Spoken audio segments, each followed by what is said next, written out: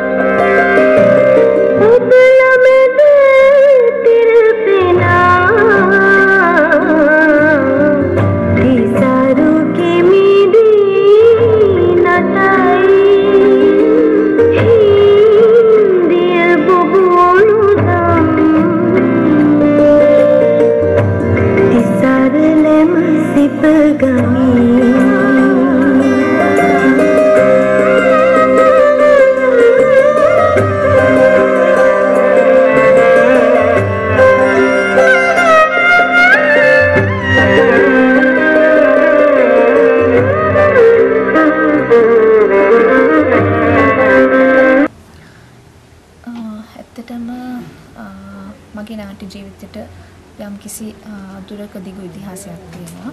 ඇත්තටම මේ වෙනකොට මම සාමාන්‍ය වේදිකාවේ මට මං නොවි රඟපාන්න පුළුවන් විදිහේ චරිත ගණනාවක් හම්බෙලා තියෙනවා. යම් සම්මානයට පාත්‍ර වෙලා තියෙනවා.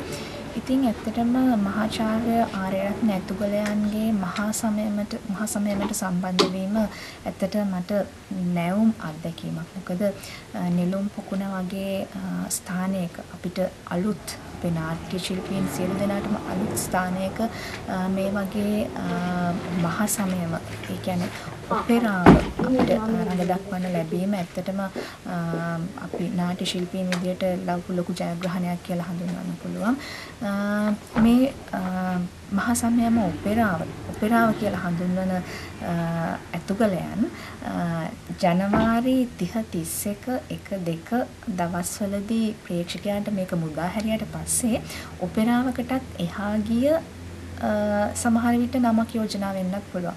සමහර විට දැන් අපි ඔපෙරාවකින් හඳුන්වන්නේ ඉඟිනලුවට සහ සංගීතයට මූලිකත්වය ලබා දෙන දෙයක් තමයි ඔපෙරාව කියලා කියන්නේ. නමුත් මේ මහා සමයම ඊට එහා ගිය තවත් මේකට අලුත් අර්ථකථනයක් දෙන්න පුළුවන් විදිහේ නමක් යෝජනා වෙයි කියලාත් මට ඇත්තටම හිතෙනවා. ඉතින් ඇත්තටම මහා සමයම ගත්තාම මගේ නාට්‍ය ජීවිතයට අලුත් ඒ වගේම ඉතිහාසයට එකතු වෙන අලුත් පිටුවක් පෙරලෙවි කියලා හිතෙනවා. ඇත්තටම මේක අපේ නාට්‍ය වංශ කතාවෙත් යම්කිසි සංදිස්ථානයක් වෙයි කියලා මගේ විශ්වාසයක් තියෙනවා. යම්කිසි කඩයිමක් සිංහල නාට්‍ය වංශ කතාවේ කඩයිම් ස්ථානයක් වෙයි කියලා හිතෙනවා මහා සමයම.